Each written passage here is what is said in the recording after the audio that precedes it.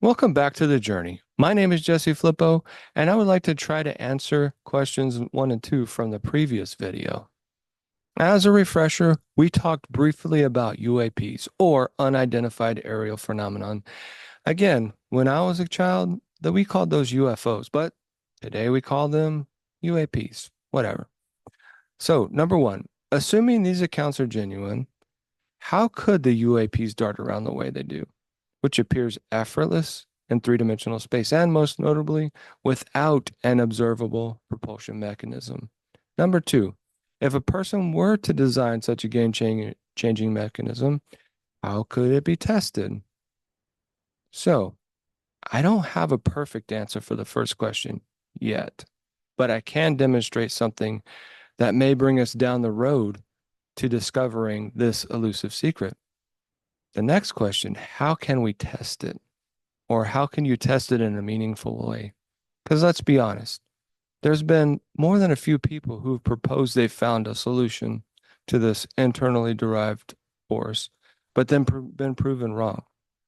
Well, here's where I found some concrete answers.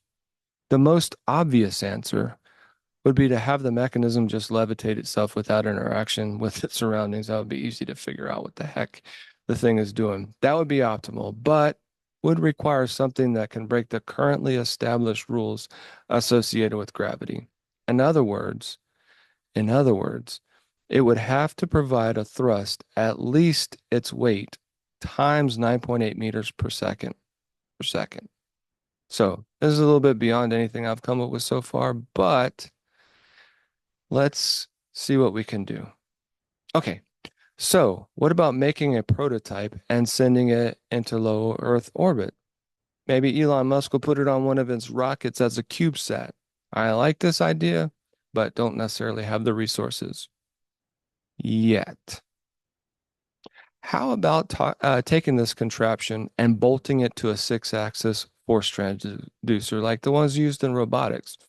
This was a recommendation that I received from a scientist, also a U.S. Air Force pilot and astronaut. But before we get into this, let me show you what I've done so far. So I've constrained my contraption, this thing that I put together, to a single dimension or linear direction using linear bearings on a rail system.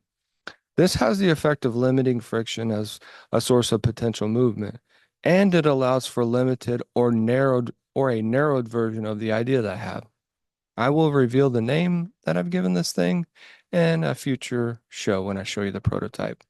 Okay, for this setup, here are the linear rails that support and guide the bearings along a straight path.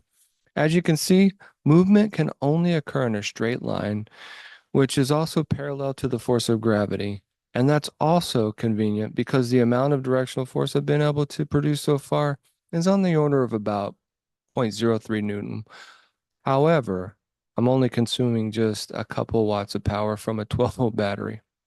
So as far as the linear rails are concerned, question is, how linear are they? In other words, how close to a perfectly straight line do the rails uh, are the rails?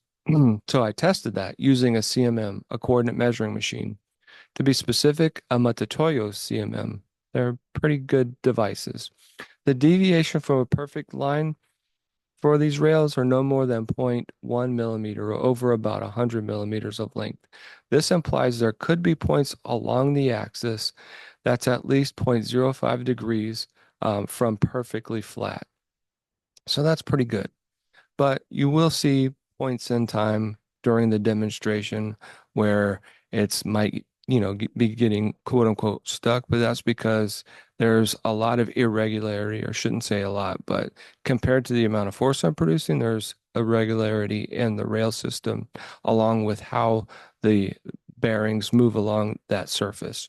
Anyhow, you'll be able to see that in an upcoming video. So in the next video, you'll see the complete setup, the rail system, the contraption. I'll name it finally, and I'll also show you what it's able to demonstrate. As before, I will be providing subsequent videos of the journey, so stay tuned. And most importantly, let's get there.